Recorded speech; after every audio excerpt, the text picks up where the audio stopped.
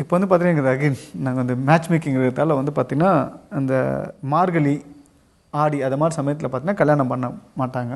அதுக்கு ஒரு காரணம் இருக்கலாம். மேபி அது வந்து உங்கள்கிட்ட வந்து தெரிஞ்சுக்கணும். அது கல்யாணம் தான் பண்ணக்கூடாதா, இல்லை அந்த சமயத்தில் வந்து கல்யாணமே அந்த அலையன்ஸே பார்க்கக்கூடாதா? ஏன்னா ரெண்டும் வந்து ஒன்று வந்து ஒரு சில பேர் வந்து அலையன்ஸ் பார்க்காம இருக்காங்க, ஒரு சில பேர் அதெல்லாம் இல்லை அலையன்ஸ் பார்க்கலாம், கல்யாணம் தான் பண்ணக்கூடாதுன்ட்டு. முதல்ல அது வந்து இது தேவையா? அதை பற்றி உங்களுடைய கருத்து.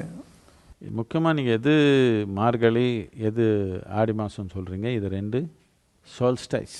சோல்ஸ்டைஸ் என்ன?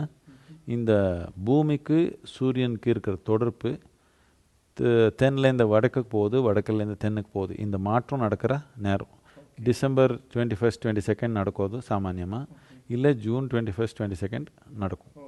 ரெண்டு இது இப்போ நாம் தட்சிணாயனத்துலேருந்து உத்தராயணத்துக்கு இப்போ தான் வந்திருக்கிறோம் இந்த மாதத்தில். இது இந்த நேரத்தில் என்னன்னா, இந்த சூரியன் கூட நமக்கு இருக்கிற தொடர்பில் பூமி சூரியனுக்கு ரொம்ப நெருக்கமாக இருக்குது.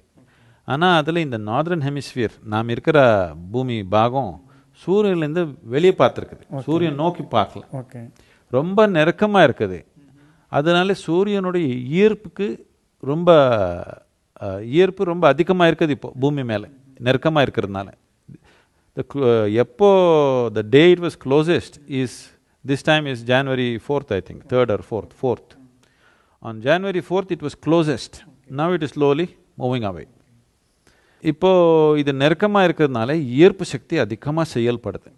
ஆனால் சூரியன் நோக்கி பார்க்கல. நாம் சதுரன் ஹெமிஸ்பியரில் இப்போ ஆஸ்திரேலியாவில் இருக்கிறவங்க சூரியன் நோக்கி பார்த்துருக்காங்க, இவர் வெளியே நாம் எல்லாம் வெளியே பார்த்துருக்குறோம். இப்போ இதனாலே நமக்கு குளிர்காலமாக இப்போ இருக்குது. சூரியனை வெப்பம், சூரியன் வெளிச்சி நமக்கு அதிகமாக வரல, ஆனால் ஈர்ப்பு அதிகமாக இருக்குது. ஈர்ப்பு அதிகமாக எங்கேருந்து இருக்குதுன்னா இப்போது கீழிலேருந்து இருக்குது பூமியில். நமக்கு நைட்டு வந்தப்போ இந்த பூமி சூரியனோட ஈர்ப்பு இப்படி வேலை பண்ணுது. இப்போ நம்ம சக்தி எல்லாமே கீழ் நோக்கி போகிற மாதிரி இருக்குது. இது நாம் இப்போ எல்லாம் ஃபோட்டோகிராஃப்ஸ் எடுக்கிறாங்க பிளானெட், இதுலேயே தெரியுது இப்படி ஆகுது சக்தி வேறு மாதிரி. இது பூமியோட சக்தியே அப்படி நடக்குது. இது விஞ்ஞானபூர்ணமாக எல்லாருக்கும் தெரிஞ்சு, எல்லா விவசாயிக்கு தெரிஞ்ச விஷயம். இது இந்த டிசம்பர் மாதத்தில் ஜனவரி மாதத்தில் நீங்கள் ஒரு விதை வச்சா சீக்கிரமாக வளராது. இதனால இப்போ கல்யாணம் பண்ணக்கூடாது. கல்யாணம் என்னன்னா, கல்யாணம் பண்ணணுன்னா அப்போது கன்செப்ஷன் வில் ஹேப்பன்.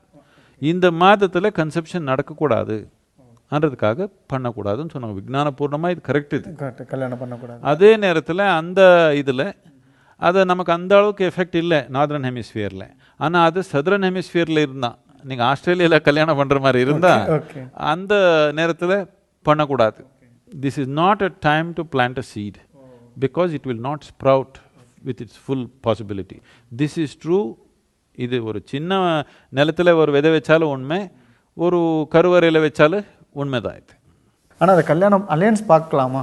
ஏன்னா ஒரு பார்த்துக்கலாம். முக்கியமாக கன்செப்ஷன் நடக்கக்கூடாது. அந்த காலத்தில் கல்யாணம்னா இட்ஸ் கன்செப்ஷன். இப்போ அப்படி இல்லை, அதனால கல்யாணம் கூட பண்ணிக்க முடியும் இப்போ. ஆனால் ஏதோ வச்சிருக்கிறோம், ஒரு மாதம் நாள் பிரேக் கொடுக்கலாம்.